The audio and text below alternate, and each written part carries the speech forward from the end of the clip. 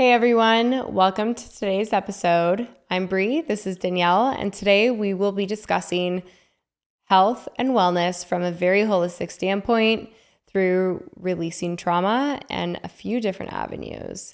I think we're going to go past the buzzword of health and wellness a little bit more today and kind of analyzing what that means and figuring out a little bit more of a sustainable approach and kind of identifying what it means to go into a more personal level of what health and wellness is. Because I don't know about you, but there's definitely been times where I've seen a health fad or some type of trend that you kind of want to stay aligned with, and you really are tracking things and really identifying what the line is between creating a sustainable system for yourself. So if you're somebody who really is into those type of topics, but also is like me, an A-type personality who likes to tick off achievements or accomplishments when it comes to those health and realm spaces. Or someone like me who is maybe more of a B-type personality. Yes. And still is extremely into health and wellness, but integrate it into your life in a very approachable way. Yeah.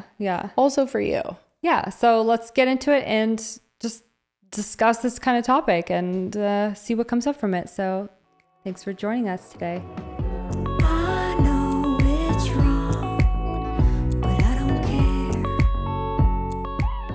I think we should just set the tone that neither you or I are clearly professionals when it comes to health and wellness space. Definitely not experts in any of the things that we are about to talk about. And that's why we want to bring on professionals in their future that will be able to really deepen their knowledge into this. And also it's why we want to talk about it. Yeah. Because you don't have to be an expert or a professional to discuss topics that are extremely relevant. Yeah.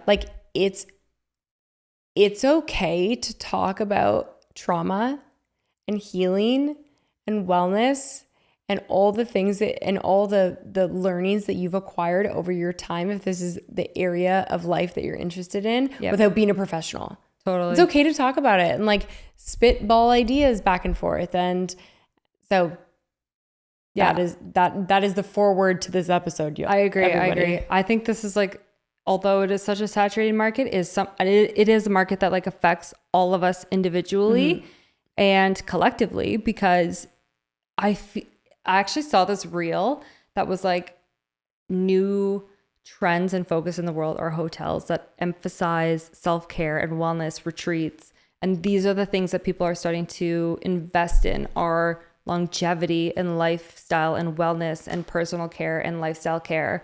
So there's these amazing hotels and retreats, which I would love to go to one day, which allow you to integrate cold plunges, saunas, really healthy eating, rather than the all-you-can-eat continental breakfasts, which are included in 90% of the hotels that you travel through these days. So it's such an interesting space, but also I think one that appeals to the masses, because aside from a lot of the things we were talking about, extending our youthfulness and beauty and all these societal beauty pressures, there's an actual genuine interest in extending our lives to enjoy internally. To enjoy our families and our children and our experiences, more immortality, really. And also just this internal well-being of life, genuine, deep joy, happiness, fulfillment, all of those things. But what I have always found so I don't know if funny is the right word, but such a paradox within this realm is that I feel as though everyone is always seeking for some sort of external solution to the problem. Totally. Yeah. So if I just, for example, we put collagen in our coffee.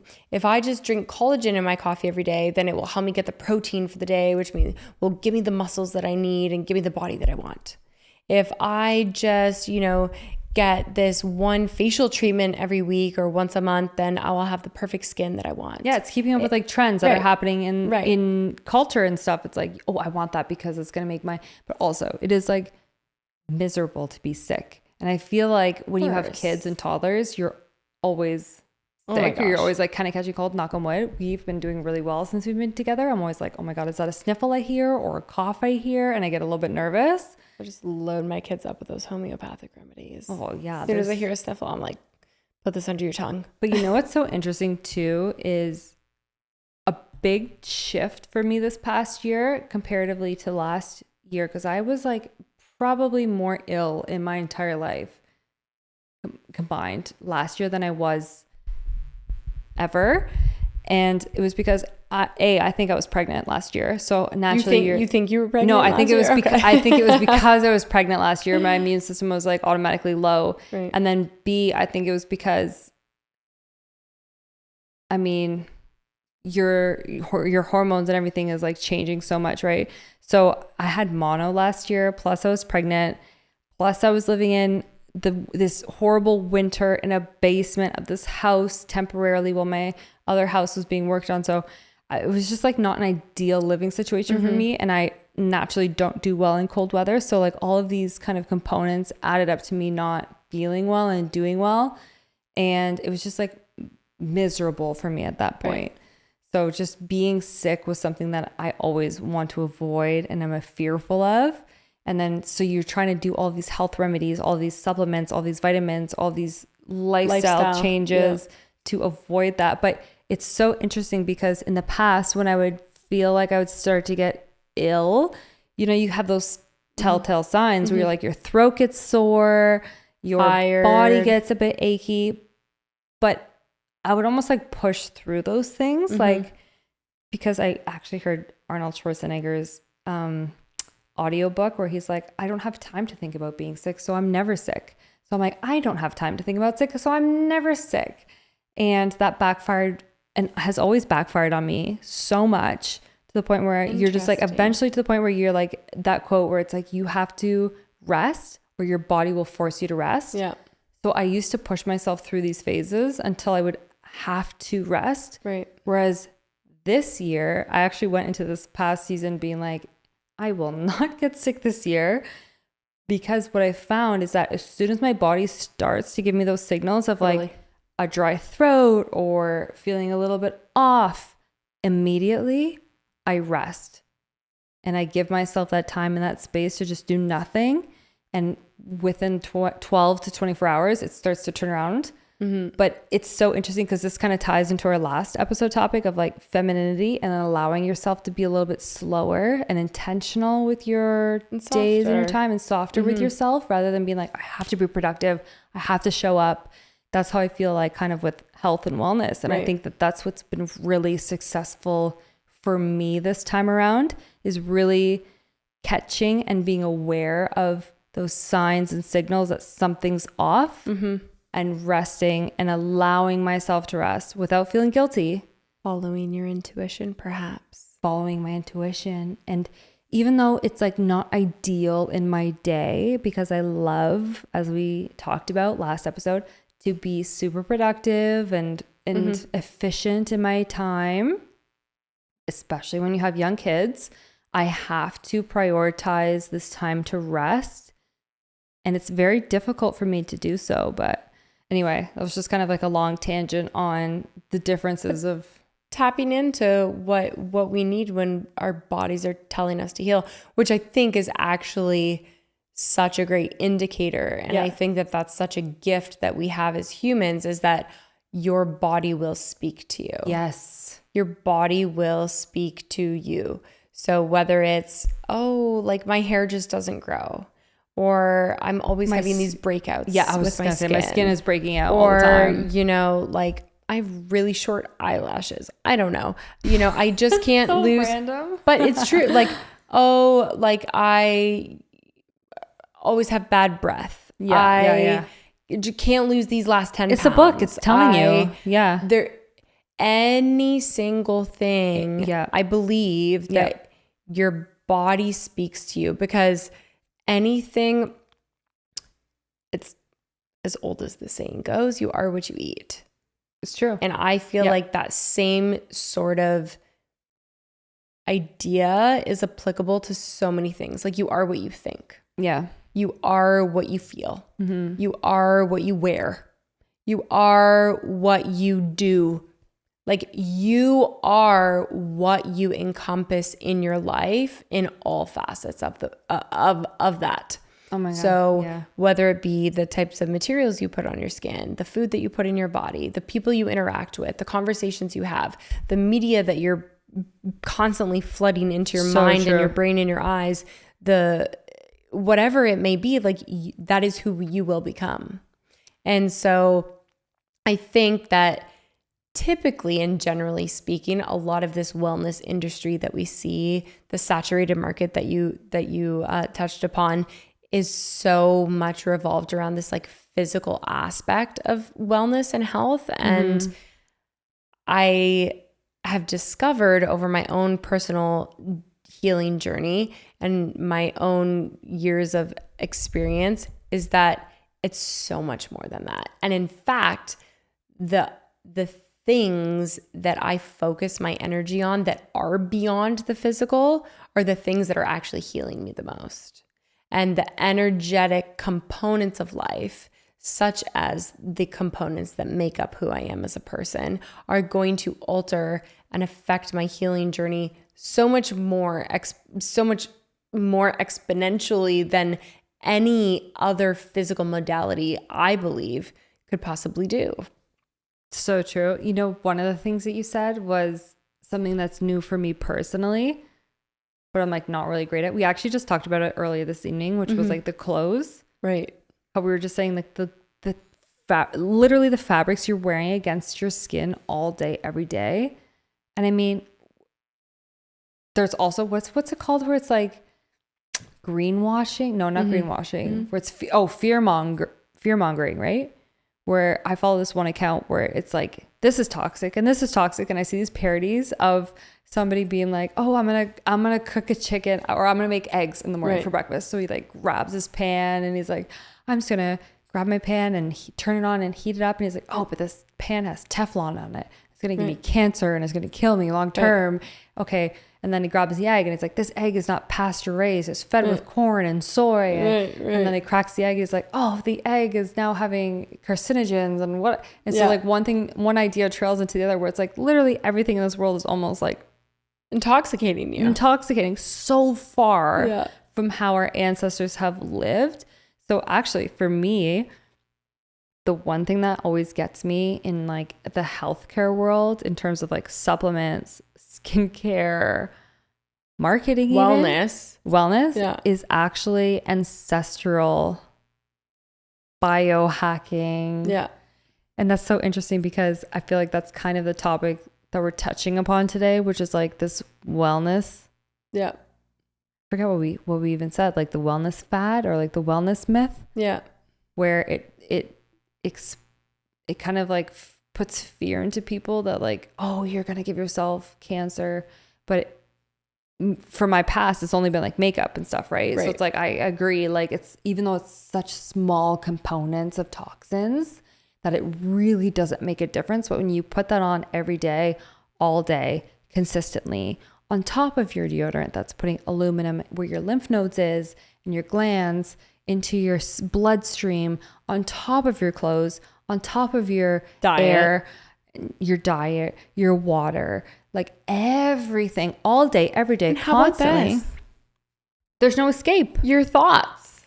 And your thoughts. Like we are literally living in a world that every time, first of all, we're addicted to screens. Yeah. And if you listen to this and you think to yourself, I'm not addicted to screens. Well, guess what? You're listening to this shit on some kind of a screen. Something that has a screen attached to it. You're not watching the screen, you're listening to the screen. Yeah. Right? Like, but it's almost inevitable, right? Like that's the industry. That's the world we live in. That's the world we live in. And we're only getting more integrated because of AI coming into such a part of our life. I and you, we are all just as on screens as much as the other person. I'm not judging anyone by making that comment. People who don't, I'm like, how? Who? How? No, there are a lot of, well, I don't know if a lot, but there are some parents who use, ironically, social media to share their lifestyle, which does not include social media or screens, but maybe to inspire other people that like, hey, this is a life that's possible. Right. But like, the people that are filming every part of their life to put on social media to say that they don't use social media. Yeah. That does not make sense. That does not add up. You have a tripod hanging around your house 24 hours of the day like, hey, let to me record catch this. B-roll clips, to put it out on the internet like, to hey, say, but I don't use social media and we're a screen-free family. Well, you're obviously not, because you have a fucking screen following you around on a tripod all day long to show us that you're not on a fucking screen. That's so true. That's like, what are you talking about? The gaze, right? Like, what are you talking about? External gaze looking into some people's lives and you're like, wow, they live this idealistic life where they're so natural, so in tune. It's so funny because one of the influencers that I follow, I'm like, she doesn't even have a TV. And I'm like, oh my God, here she is recording every square inch of her life. Right. I know who you're talking about. I'm not going to say it. Curating every angle, every shot. Because she holds massively expensive retreats in the middle of freaking nowhere. Yeah. And you have to pay $1 bajillion to go to her retreats for this. To get back in tune with listen, but that's how else would you market it these days? Yes. How else would you market it? Exactly. And I think that she's a gifted individual. So I'm not going to. You have to share it, but this is the only way. Bad. Yeah. But what I'm saying is it is inevitable unless you are literally somebody that lives off of the grid, has zero social media, has zero Wi-Fi, has zero internet, has zero phone, literally nothing. Mm-hmm. You're a part of it. You are. Now, there's levels to that, just like everything else in life. There's a spectrum to it all. However, what I think the biggest misconception is that everyone is out to sell you something. Everyone is out to sell you a product or course or a method or a body treatment or a session or something that's going to heal you. Like if you take this, you're going to be healed. If you do this course, you're going to be healed. It's like promising an end result. Always. But what I have learned in my own journey and what I genuinely believe is that the only way I'm just going to preface this next statement, but I am not a professional. I cannot heal you. Okay. I am not a doctor. I love that we preface this every episode. We're like, just letting you know, we're not doctors. But what I have learned, I am a Reiki master. I have done my Reiki mastership level 1, 2, and 3 twice, through and through. And what I have come to realize is that the greatest gift that we can give ourselves, I believe, in terms of healing, is our energy. Oh my God, yes. If you look, how many studies are done? Look at the guy who did the study, the Japanese scientist that did the study on the water molecule. He put 2 jugs of water in his fridge. And one of the glass jugs, he put a giant sticky note on the front and wrote the word love. Mm-hmm. And on the other one, he wrote the word hate. And every single morning, he would open his fridge, get his breakfast, get his lunch, get his dinner, cook his meals. He never touched either of those jugs of water. He never spoke to them, nothing. They just sat in his fridge. And after, I think it was a month, I don't know, I'd have to go back and look at the study. I cannot remember, don't quote me on this. But after a certain period of time, he analyzed the H2O molecules that came from either of those jugs prior to beginning this experiment and after. And it was astonishing, the difference in these molecules. And the only reason that these molecules from the love jug and from the hate jug changed, the molecules under the microscope from the jug that was labeled love were like perfect. They looked like these perfect little snowflake molecules that were so symmetrical and stunning. And you looked under the microscope at a molecule of water from the jug of hate, and it was so hectic looking and sporadic and dysfunctional and angry. Like it was literally like, and you just think, if that's what can happen to a molecule of water when you say nothing to it, do nothing to it, don't touch it, don't drink it, don't say I hate you nothing, or anything. Nothing. He just, so every time he looked at it, He felt He hate. felt something. Okay. Because he saw the word hate. Oh, okay. Every time he looked at the jug, he felt the word love. Well, you know, that's the thing too. Like words actually are energetic frequencies. Of course. So the words you speak, which there's another episode in its own right. Like the power of words. Even like you were saying water. I thought you were going to go into the direction of how water holds memory. Which it does. Just you just go and look about that. So just think the energy emitting off of his body just by simply looking at the word. Well, you can feel like when you're around somebody who doesn't have to say anything, but they give off this like horrible vibe and energy. And we've all been around somebody that you can relate to. That's, you know what I mean when I say this. Good or bad. That you almost change because you're affected by it. But it's like, it's literally like I don't even know grades teach this these days, but like science, right? Where it's like the electrons, a positive and negative, it's what attracts and what deters. Yeah. And when you break it down on a molecular level, health and wellness really breaks down to becoming a very energetic, intuitive science. So it's like, it's not really about following a one formula fits all. And I mean, I am a victim to, and my fiance and like my life and my world is just all about like optimization and effectiveness and health and wellness because we want to live the best lives. But there are things you can do for sure. So it's not just to say that energy is the only thing that's going to heal you. No. Because that is I think that is very incorrect. But it's a matter of saying, okay, I'm going to enter this new process of healing. Let's say it's Reiki. Let's say it's a new diet. Let's say it's going to the gym. Let's say it's a type of therapy. So it's like a therapy. Let's say it's whatever, myofascial release, breath work, cold plunging. It falls between those quadrants, right? Those 4 quadrants. Right. So the 4 quadrants of healing that we would say exist are physical, mental, spiritual, and emotional. Yeah. So some degree of healing is going to fall under one of those categories.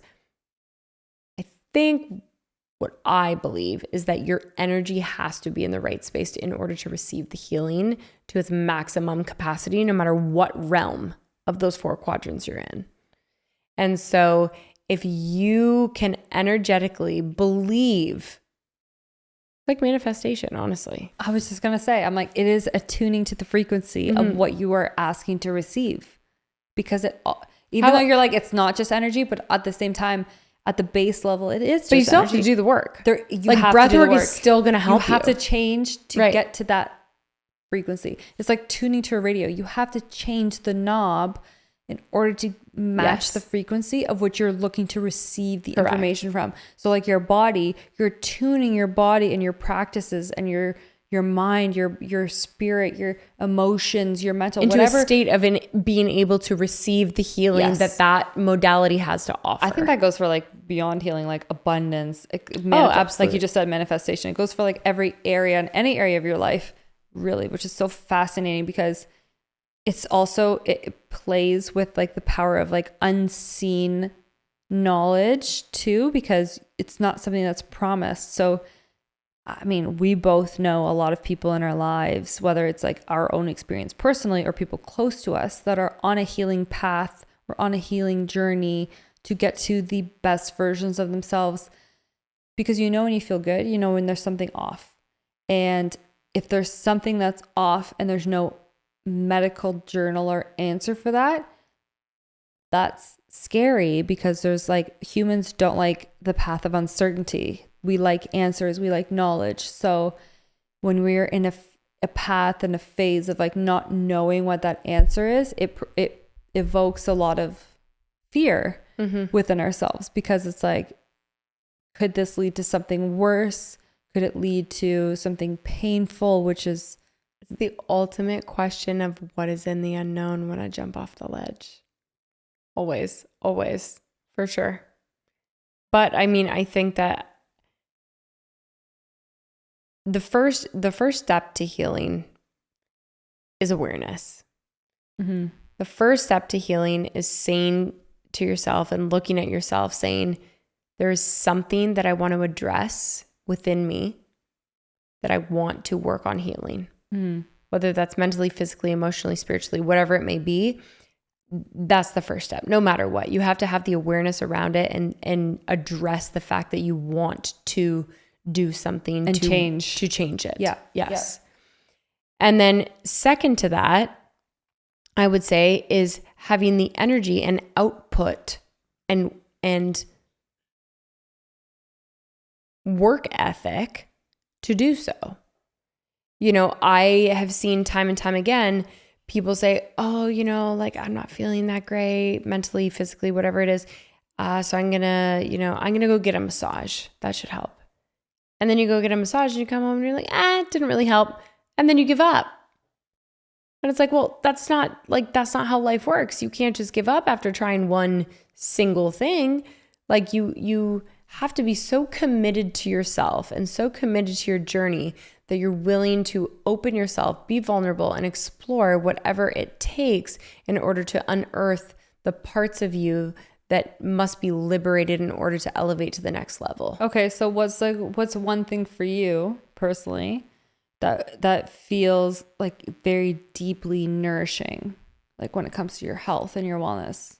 I mean, for me personally, pretty much every morning lately, I put on a meditation, even if it's 4 minutes, 6 minutes, 10 minutes, like every single morning. I mean, you know, my daughter gets up and out of bed and comes and wakes you up. Oh, I know. And as soon as she leaves She's that my room, new alarm clock. Yeah. As soon as she leaves that room, I go onto my phone, I go on my app that I use for meditation, and I do some type of morning guided meditation.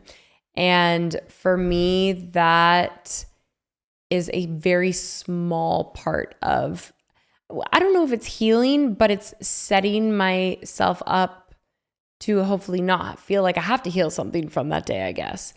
But I would also say that the most, and this maybe isn't the question you asked, but the most profound healing that I have allowed myself to be vulnerable to is breath work. The 2 times that I have fully immersed myself and dove into and released myself to the extreme depths that breathwork sessions can give you, my life has changed dramatically. Genetically, my cells, my body, my mind, everything, it's completely changed. And so, but that's just my experience. I think that healing is different for everyone. And I think that what's most important is that we have compassion with ourselves and we can look at ourselves every day and say, it's okay that you're not where you want to be right now, but I love myself enough to take steps to explore new opportunities and new avenues to get to where I want to be.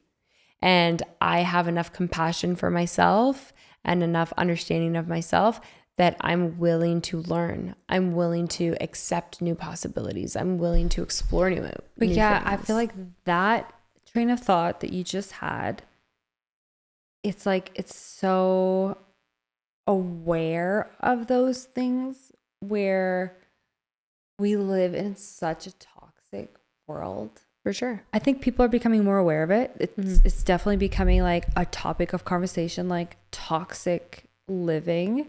And for me, in my past choices, like with the makeup and stuff, swaps to like more conscious makeup, skincare choices. Right. That's just like such a small channel and component, but it goes in everyday life and all the other areas as well. Like there's so much detoxing that needs to be done that's so far removed from how humans have existed for so long. Total reprogramming. A complete reprogramming on a cultural level, right? Yeah. So I think like one of the ways that we can start to make a shift into becoming, because this is exactly why we're doing what we're doing, why we're talking about the things we want to talk about, is to achieve and reach that level of the most authentic version of ourselves. To feel, in order to feel the most fulfilled within ourselves and the most joy within our lives. And I don't feel like that's always like a path that's really accentuated or clearly laid out for people. Or accepted. Or really accepted, because when you look at like big pharma and again, the beauty industry, they want you to fear things like getting sick, aging, so they can sell you things like eye wrinkle creams, anti-aging, prescriptions, whatever.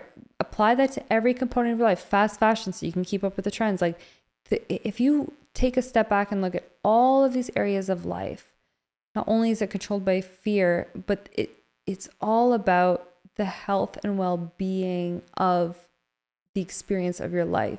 Yeah. So I think one of the things we can do today in order to make a change is to detox. Yes. And it starts by small, simple changes, because when you take a look, it's like, it's quite overwhelming. Even though I'm very passionate about natural skincare and healthcare and stuff, I'm like, I'm still wearing clothes that have toxins in them, but it's like, it's so difficult. Let's even start as something more simple than a little bit more approachable. Yeah. Like when go home, sit down, close your eyes and ask yourself, is what I watch on a screen, oh my God, that's another thing, whether it be social media, TV, yeah, whatever it may be, is what I am watching on a screen for my best good? Like, is it promoting and supporting me to be my most amazing, authentic, loving, happy, peaceful, joyful self? But you know what's so interesting is like, even myself who can ask those questions, and I do sometimes, mm-hmm. I do catch myself sometimes, like I have 15 minutes, I'm breastfeeding, I'm scrolling, and I'm like, I know that it is in my best self to spend this time doing A or B, which could be something like organizing my photos so I could put them in albums. There's my OCD A type, right? But putting them away to the side, or I can just shut off my brain and mindlessly scroll. Probably 75 but why to 80%. Are those the only two options? I'm just saying, if I give maybe that's just because the way psychologically I talk to my toddler, I'm like, A or B, pick a choice. So I give myself those two options, right? So I'm like, okay, do something that's like for the bettering of myself long term, for my future self, that I know that I'm gonna, I don't have time to really sit down and do, but I can chip away at, that I know long term I'm gonna appreciate, and that's for the well-being of my future, so I can access photos and videos on an instant. What's going to happen to all those photos and videos in 100 years? Hopefully grandchildren. Like, I mean, I personally like to look at my great grandmother and grandmother, and the fact that there's photos and access to those archives, I'm like, I'm so grateful that I have those access, so I can picture my family tree and where I came from and all those things. So I'm like, oh, maybe my children one day will like to be like, what did I look like when I was 12? Like, go to the folder, blah, blah, blah, blah. It's all organized, ready to go. But I'm like, I'm never going to sit down and do that because it's taxing. So I'm like, okay, I have 15 minutes. I might as well just do that then. For sure. Or I could just shut off my brain because it's been a busy day. Yeah. I'm tired. I just want to look at entertainment. Yeah. And like I was going to say, I'm like 80% of the time, I'm going to go to the entertainment side of things. Because I'm just like, I just want to feel joy and just joy and like losing myself into just like, well, because it's dopamine. They're short dopamine hits, whereas like sitting down and organizing takes discipline, effort, and energy. But I know long term it's going to benefit me, because I'm picturing that I'm going to live until like 100, and then when I'm like 90 with you living in an old folks home, of course, old folks home, I mean like this beautiful garden luxury house with our children and our hopefully grandchildren. And our great grandchildren. We're gonna be like, what do you want to do today, Briana? Let's look at our lives and reminisce.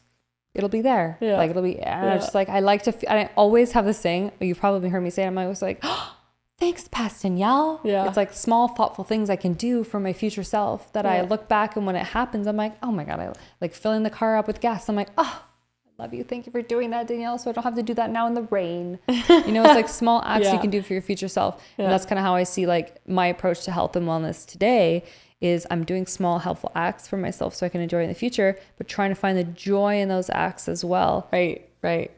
But sometimes it's difficult to kind of cut through the thickness of the noise of just like quick dopamine, satisfy yourself, because I can easily, like we were talking about last night, I can easily just scroll on social media and be happy, and then I'll be like, oh my God, here goes 2 hours and then my night's over. And and then you feel like shit. And I also think that it's like very much a instant gratification world that we live in. Mm-hmm.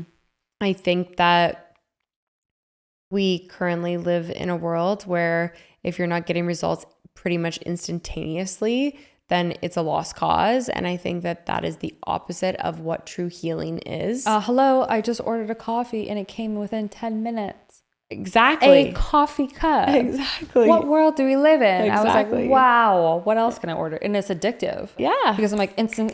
I need diapers. I need wipes. This. And I don't have to physically go into the store. Right. So interesting. Right. But, you know, what are the long lasting effects on your brain and your ability to self-heal and your ability to self-regulate and your ability to, you know, understand. And we wonder why so many people have, you know, mental illness and OCD and ADHD and ADD and on the spectrum and are medicated for a variety of different reasons. Well, what are we doing to support self-sufficiency? We don't want self-sufficiency. We want dependence. No, not we. Well, not we, but I mean society. Well, yeah, there's all this fucking talk. What are we doing to really, as a culture, support the deep healing that is necessary in order to eradicate the things that are causing us the deepest harm? I'm going to tell you, it's not supported unless it's like an individual influencer or person who a lot of people socially connect to, and that's why they were popular on social media, because a lot of people are relating to these thoughts and wanting that for themselves. Because I don't know if it's just my feed and my algorithm, but the amount of things that I'm seeing, like the 2025 blackout, the great blackout, and I'm like, oh my God, we gotta learn how to be self-sufficient. Because where I live, we've already had like 5-6 power outages in the last 5 months. Mm-hmm. And the last one since I've been here has been like 6 or 7 days long because of an ice storm.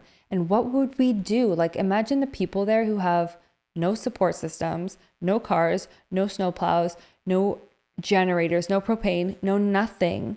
You're completely dependent on the system, completely dependent. So why would we not have I mean, now we're starting to get into propaganda, but why would we not have like a cyber attack where we're completely dependent on a system that can provide us a solution, and we're going to adhere to that solution and to that solution only, so that we can find peace within our lifestyle again. So it's like society doesn't want us to be self-sufficient. Society and culture doesn't want us to know these to heal because they want to keep us sick. Like, oh my God, we can go so much like into the politics of everything, like, right? Of health and wellness, jabs, whatever, but we're not going to.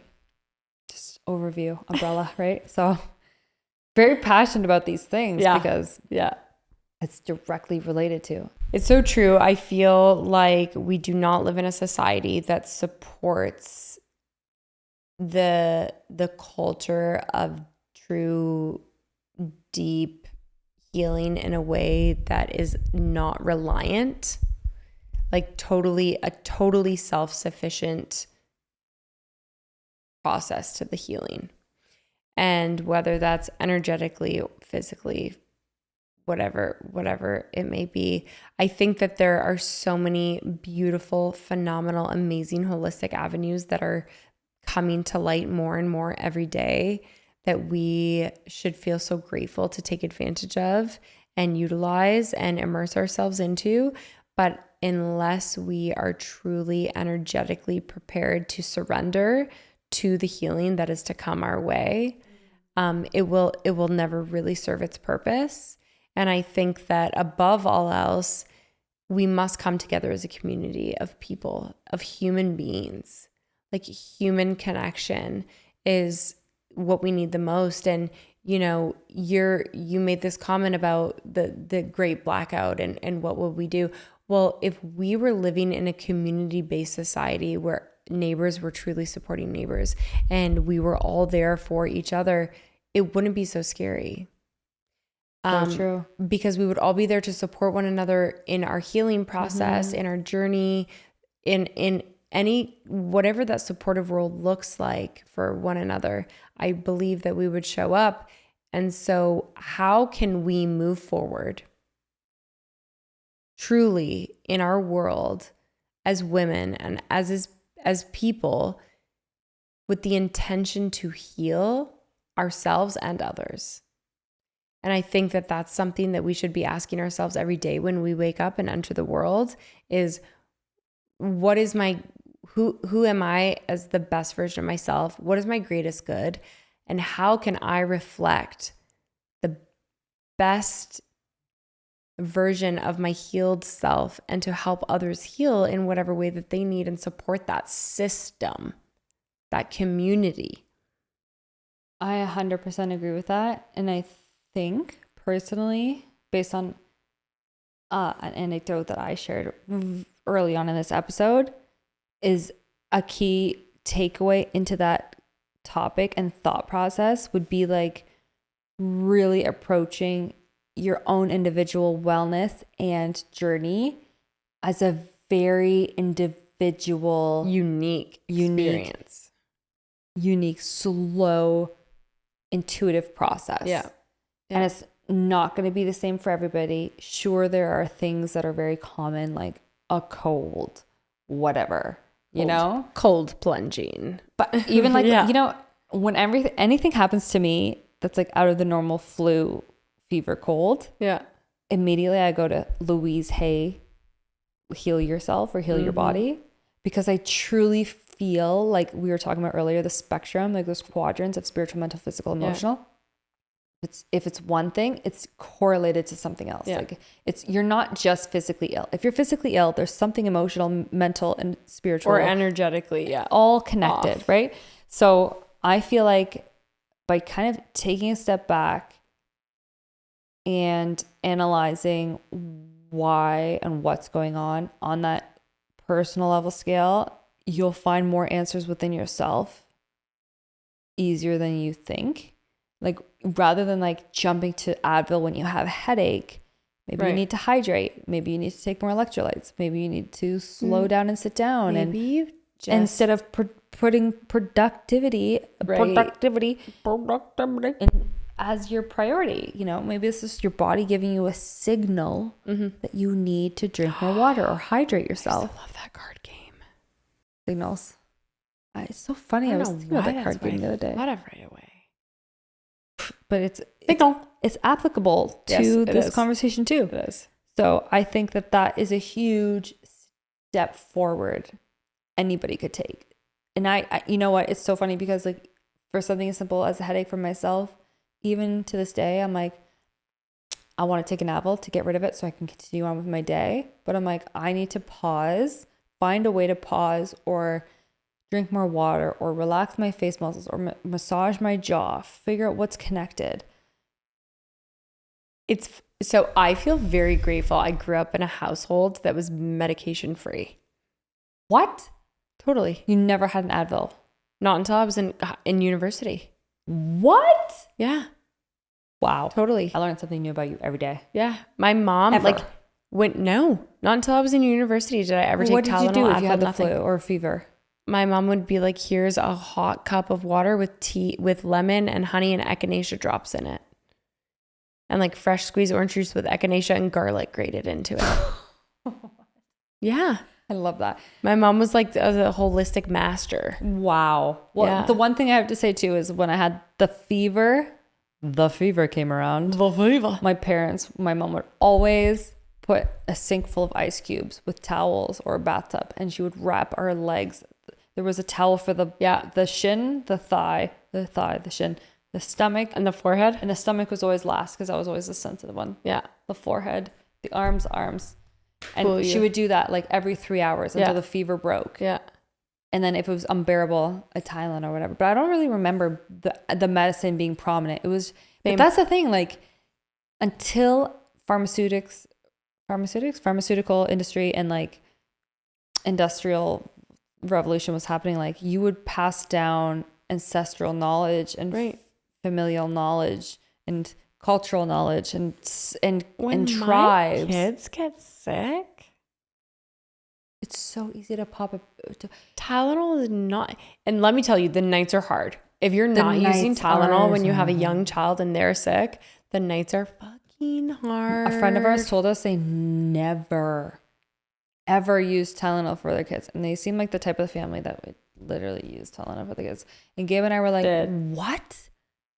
No way. Because there has been times where it's like, we got to sleep so we can show up to take care of you. So, and it's just like, it's a battle because it's like even your family doctor's like, give them Tylenol, give them Advil. Also, like sometimes you look at your kid and you feel guilty. You're like, oh my gosh, you're in so much pain and discomfort, and I want to give you relief. But I have not given either of my children Tylenol, Motrin, Advil, anything. Ever. No. I have, but in probably over a year now, over a year and a half, maybe. Well, you know what's so cool and is that a lot of people are sharing ideas and concepts because same thing. I'm like, I would love to understand, like, you know, the fever is your body literally is in the process of fighting the virus. You're right. How can you assist the body? How can you build the immunity? Hydration, vinegar. If you're interrupting the signals to the brain to fight it. That's another topic. Another season. Oof. Anyway, we should wrap it up. We should wrap it up because this is just too many avenues to go. But here's the thing. Yeah. If you're interested in healing in a more holistic way, in some type of a modality that does not reference the standardized healing methods, we have literally probably two full seasons of episodes written out with guests that are that are actually qualified and experts to talk about these things. We're just talking about our own experiences. We would love to hear from you. If there's a specific type of healing modality that you want to hear about, whether it be breath work, tapping, Reiki, sound bowl, it could be sound healing. Well, again, because you tell us, because we have been doing so much research of our own over the years. We've experienced so many modalities of healing. We currently are still, going through different types of healing, but we want to hear from you. What is it that you're interested in? What type of experts do you want to hear from and learn about? And we'd be happy to provide that. To explore that without falling into the trap of that, if that makes sense. Of that being like the only thing. Yeah. Of that being just like, it's just another learning, industry, right? I want to learn different avenues to be our best selves. Again, it all comes down to how can we experience and become our best selves and learn to work with the body and its signals and to function with those things. So be all-encompassingly supportive to yourself. So thank you guys so much for watching and for joining us again. And we look forward to talking to you guys again next week. Please hit us up on Instagram at the Honey Toast Podcast. We're on all major platforms, and this is a visual podcast as well. So if you want to come hang with us and see what we look like, we would love to hear from you and let us know all those comments and all that stuff. So hope to see you next week. Bye. Drizzle D, Honey Bee, out.